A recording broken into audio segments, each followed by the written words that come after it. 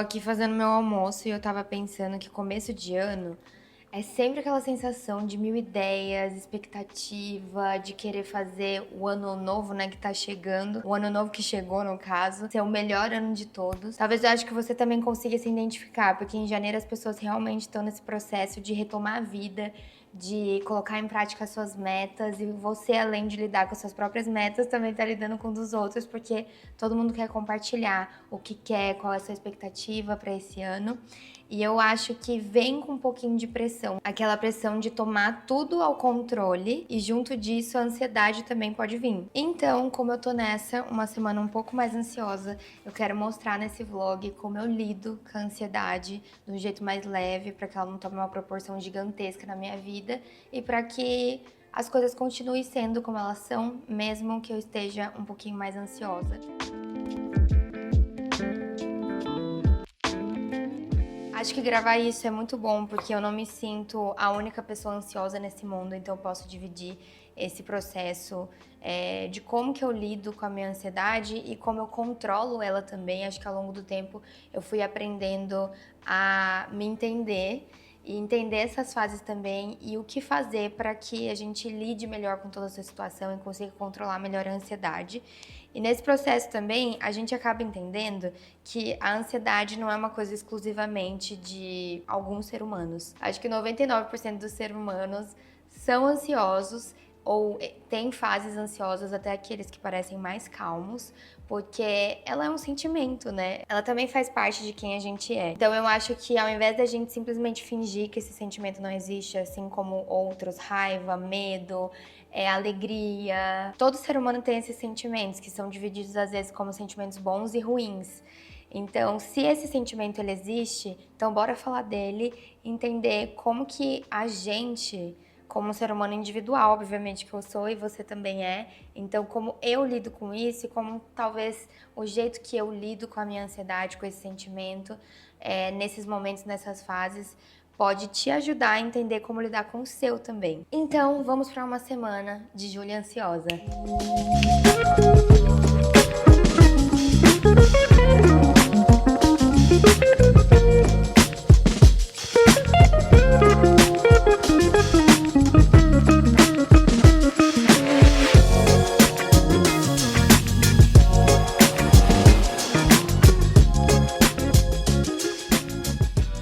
Bom dia!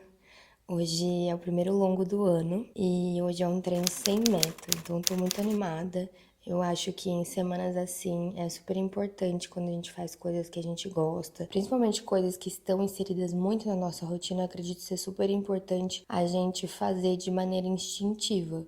E o que significa fazer de maneira instintiva? Por exemplo, vou dar um exemplo da corrida. Eu amo correr, mas a corrida na minha vida atualmente é seguindo planilha de treino. Quando eu tenho treino assim, mais livre, sem meta de ritmo, por exemplo, hoje é um longo, então você só sai correndo. No máximo você escolhe o percurso que você vai fazer e sai correndo. Para essa semana, os treinos assim são muito importantes, são super legais, porque me relembram do porquê que eu comecei a correr, deixa um pouco mais divertido tudo. Eu vou com um amigo, então a gente vai conversando, porque a gente vai no ritmo leve, a gente vai fazer um percurso novo, deixa uma coisa que eu gosto ainda mais legal e mais leve também. Então, bora lá se divertir.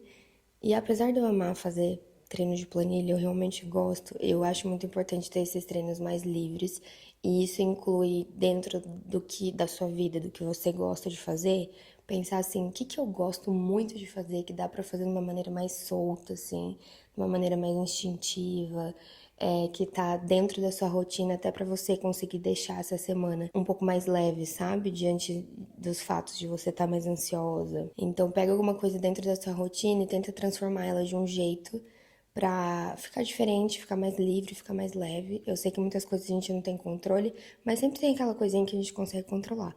Então, pensa aí. E agora eu tenho que ir, porque meu amigo deve estar chegando por aqui e a gente vai correr um pouquinho num percurso novo. A gente vai pra uma pista e é um percurso que eu acho que vai ter subida, então eu já tô assim, ai ai. E eu tô dando a preferência de estar trocando ideia com vocês do que me alongando. Ontem, inclusive, foi uma noite, sempre antes de noites de longo, eu amo dormir um pouco mais cedo, não comer coisa muito pesada, né? Tipo, comer um carbuzão, mas não muito pesado. E ontem a gente deu um rolê com um casal de amigas nossas que a gente comeu pizza, depois teve sorvete, então eu tô tipo assim, fui dormir tarde, então tô um sentimento assim de ressaca, então assim, sem ter tomado uma gota de álcool. Então, meus queridos, o longo, tranquilo, sem ritmo veio perfeitamente. Eu acho que é nessas horas que a gente entende que às vezes é super importante a gente sair da rotina, a gente sair de uma coisinha regrada sempre, porque a vida não é essa, né? Eu acho que parte de você entender a importância da constância na sua vida é entender que nós somos seres humanos inconstantes e que a vida é uma inconstância. Então, abraçar esses momentos, curtir, ser sociável quando você tiver afim e ver graça nisso, sabe? Sem ficar pesando.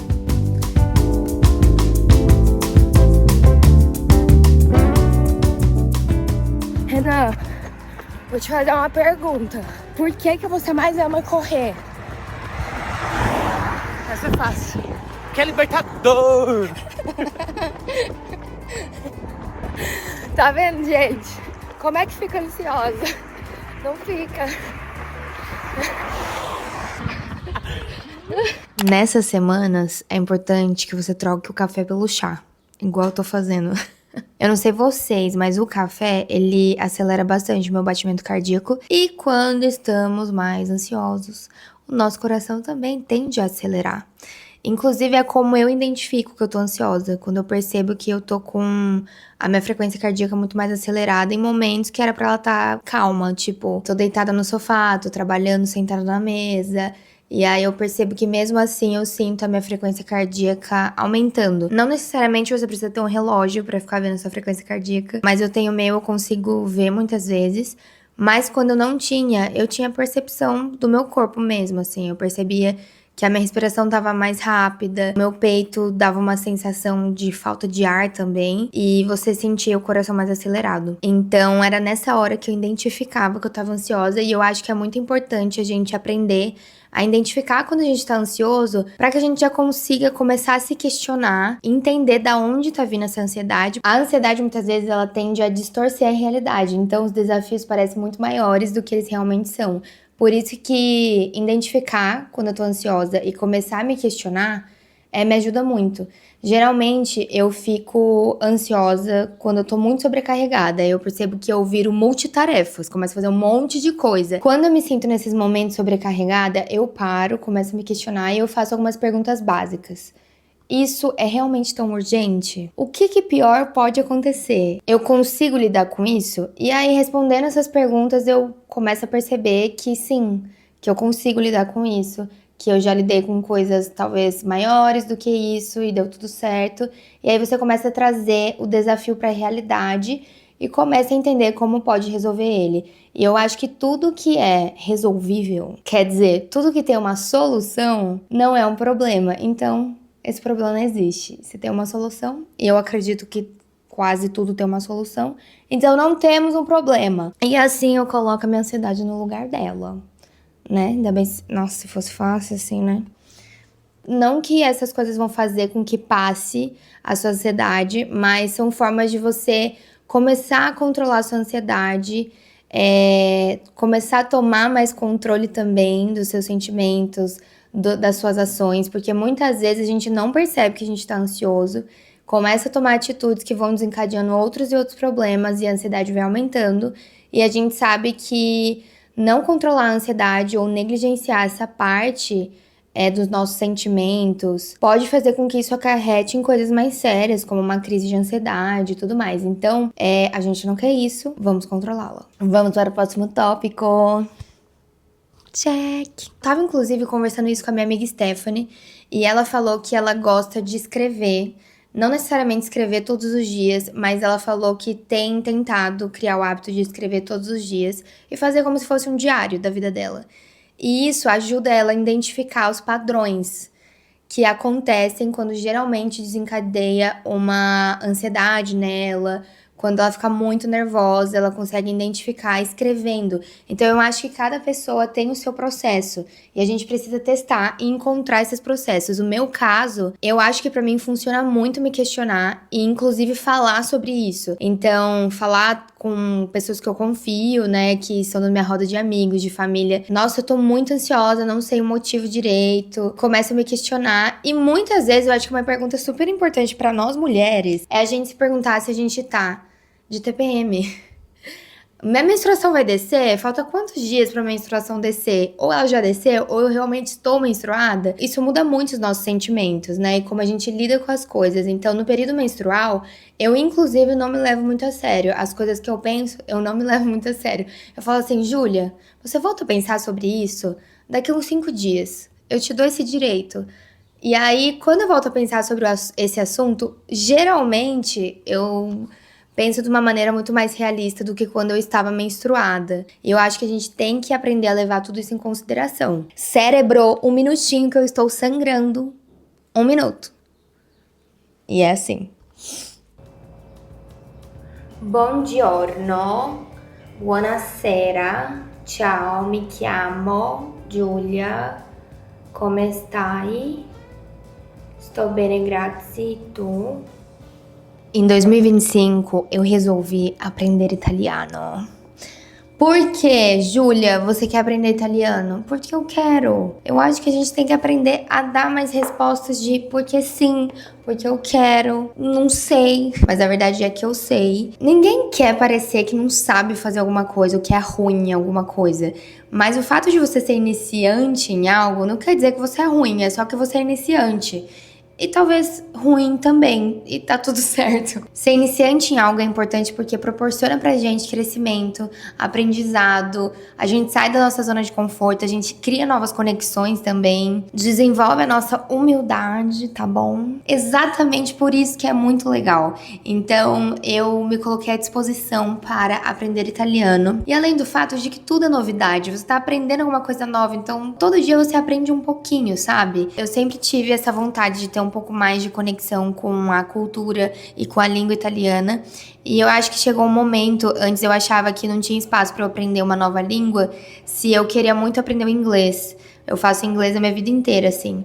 E aí começou a ficar muito chato aprender inglês, porque já não tinha muito mais propósito. E eu falei, cara, claro que dá, porque você pode aprender de um jeito divertido, sabe? Você pode aprender de um jeito leve, que é como eu tô tentando fazer. E aí aconteceu uma coisa, eu pedi pro ChatGPT me ajudar a estudar italiano. Então eu tô estudando coisinhas básicas, ele me indicou alguns recursos assim pra ajudar na aprendizagem. Um deles é o Duolingo, que é super divertido de fazer. È il suo cane. É il suo cane. É il suo cane. É o cachorro dela. Il suo. Cane. Il suo cavallo mangia il riso. Il suo cavallo mangia il riso. Il suo cavallo mangia il riso. Falei bem errado esse, hein? E também comprei um livro aqui de italiano. Não é um livro em italiano, é um livro para aprender italiano. E é muito legal, porque não é aquele momento que eu sento para aprender italiano. Eu simplesmente tô assistindo mais filmes em italiano, vídeos, ouvindo música. E aí eu paro um pouquinho do meu dia, faço um Duolingo. Depois eu venho, leio um pouco do livro. Então tá sendo uma coisa assim, bem tranquila e leve de aprender. Eu tô super me divertindo. E sem um grande objetivo, sabe? Eu acho que a gente tem muito essa tendência de sempre querer aprender alguma coisa nova pra ser útil pra gente. E acho que nós adultos temos muito poucos hobbies, então a gente precisa aprender a ter hobbies. E parte de você fazer ou ter um hobby é simplesmente pra ser divertido. Não precisa ser necessariamente útil. É só pra, tipo, desafiar sua mente, ser divertido, você aprender alguma coisa nova, viver aquele momento sem precisar pensar em outras coisas, sabe? Sair um pouco fora da realidade, eu diria. E eu queria te incentivar, inclusive, também a começar a aprender alguma coisa nova. Pode ser qualquer coisa. Não precisa ser uma língua, não. Pode ser, sei lá, fazer crochê, desenhar, pintar, qualquer coisa. Eu acho que você vai amar. La sua bisteca è nel mio piatto. O bife dela está no meu prato. La sua bisteca. É o bife dela. revoltante. Pra gente ter orgulho de ser iniciante, eu tô expondo aqui pra vocês o meu momento aprendendo italiano. Tá bem ruim, mas assim, tô me divertindo muito. Uma frase básica que eu aprendi. Ciao, mi chiamo Giulia. Questo è mio marito, Guillermo. Non parlo molto bene l'italiano, sto studiando. Mi piace correre e viaggiare. Yay! Só sei falar isso. Quando eu viajei pra Itália, eu adicionava uma frase que era: Puoi parlare inglese, per favore? Pode falar inglês, por favor? E aí, a maioria das pessoas falavam assim pra mim, me respondiam: Não parlo inglese. E aí eu ficava assim, cri, cri, cri. Que mais que eu falo? Que eu só sei falar isso. Além de buonasera, tchau. Então, na minha próxima viagem pra Itália, eu vou ter mais algumas palavras do que essa. Eu tenho ocupado bastante meu tempo também lendo livros. E eu sempre achei que eu fosse uma pessoa que eu não gostasse de ler. Mas na verdade eu descobri que eu tava lendo os livros errados. Eu sempre li a minha vida toda, acho que tirando a parte de pré-adolescência, livros de autoajuda, que são livros de não ficção. E obviamente, depois de um bom tempo, só lendo livros assim, eu perdi o interesse na leitura. Porque a leitura, ela pode ser vista, inclusive, como assistir um filme. É muito parecido, só que ao invés de assistir, você vai estar lendo. Então, quando eu tava quase desistindo da leitura, chegou um livro aqui em casa, eu acho que da Intrínseca. E o nome do livro é Tudo que eu sei sobre o amor. E eu olhei a capa dele e falei, acho que eu vou começar a ler. E é um livro de ficção. É um livro de história. E aí, eu li esse livro em, 3 dias. Eu falei, meu Deus, eu amei esse livro, acho que eu tô lendo os livros errados. E aí, desde então, a leitura começou a ficar mais simples pra mim. E quando você lê um livro muito legal, é muito divertido. É como se você realmente estivesse assistindo um filme. Dá a sensação, dependendo do personagem do livro que você tá lendo, daquela história, dá a sensação que você vai dar um Google, tipo, digitar o nome do personagem, esse personagem vai aparecer o Instagram dele, o LinkedIn, o YouTube, o vídeo de vlog dele, você vai encontrar essa pessoa nas redes sociais, no Facebook, e essa pessoa não existe. A sensação é que realmente aquela pessoa existe, de tão legal e convincente que é aquela história. Eu já tô indo pro meu segundo livro, eu não sou a pessoa que mais lê nesse mundo, mas eu tento ler um pouquinho por dia, e eu acho que isso me faz muito bem. Eu tento colocar a leitura em vários momentos do meu dia, nem que seja, por 2, 3 minutos, que é o tempo que eu conseguiria. Mas eu terminei de almoçar, eu tenho um tempinho, eu leio um pouco, depois faço outra coisa. Em algumas pausas que eu tenho do trabalho, eu leio um pouco também, ao invés de só ler à noite, que era um momento que eu tava super cansada. Então, quando você vê, você lê, pelo menos 10% do livro por dia, de uma maneira, assim, muito leve, sabe? Claro que também eu tenho aquele momento que eu paro pra ler mais tempo, né? Que seja por meia hora, depende como eu tô interessada no livro, naquela parte do livro, às vezes a leitura flui. E eu queria indicar um livro pra vocês, que foi a indicação da minha amiga Lari, que chama Leitura de Verão. Foi um livro que eu li rapidinho, é uma leitura super gostosa, é um livro leve. E depois que eu passei a ver os livros como filmes e que eles podiam me entreter e ser divertido, a leitura passou a ser um hábito muito mais recorrente na minha vida e um dos hábitos que me ajuda a ser menos ansiosa, a manter a cabeça mais no presente. A parte mais chata da ansiedade é você não viver o presente, que ela sempre te empurra pro futuro. E muitas vezes a gente precisa encontrar mecanismos que faça a gente estar presente. Leitura é uma dessas coisas, que eu me sinto presente naquele momento. E às vezes, gente, é exatamente o que a gente precisa. É só de um tempo para descansar a cabeça e o livro vai te ajudar a relaxar, esquecer um pouco das coisas, entrar numa outra história. Não que você não possa ler livros de não ficção, de autoajuda, você pode. Mas experimenta também ler livros de ficção, são muito legais. E eles também vão te ensinar várias coisas legais. Não é só livro de autoajuda que te ensina alguma coisa. Mas eu queria deixar um recado que você não necessariamente precisa aprender alguma coisa para ler um livro.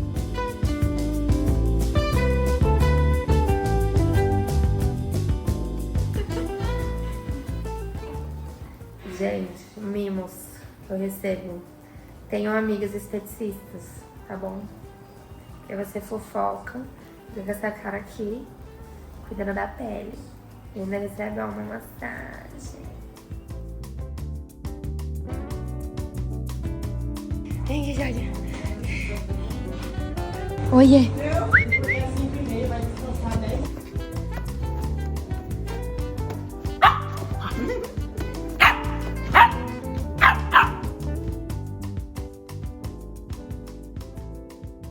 Essa semana a gente foi pra São Paulo fazer um trabalho muito legal com uma produtora de amigos nossos, da Larico Rica, e faz. E ver meus amigos, além de fazer um trabalho que eu gosto muito, também me deixa muito feliz, apesar das vezes o próprio trabalho sobrecarregar a gente. Em um desses trabalhos que a gente tava fazendo, uma vez a minha amiga Lari disse uma coisa que eu nunca esqueci, que a gente precisa aprender a dar o peso real que as coisas merecem. E às vezes a gente trata o trabalho como se a gente estivesse, sei lá, fazendo uma cirurgia em alguém, que a vida dessa pessoa estivesse em risco. Mas no fim não é isso. Isso mostra que tudo é reversível e esse lembrete também sempre me ajuda a dar perspectiva às coisas, principalmente pro trabalho, quando eu me sinto um pouco mais sobrecarregada ou quando eu tô com dúvida de alguma coisa, tô um pouco ansiosa com alguma situação profissional. Isso me ajuda muito. E acho que num contexto geral a ansiedade é isso, né?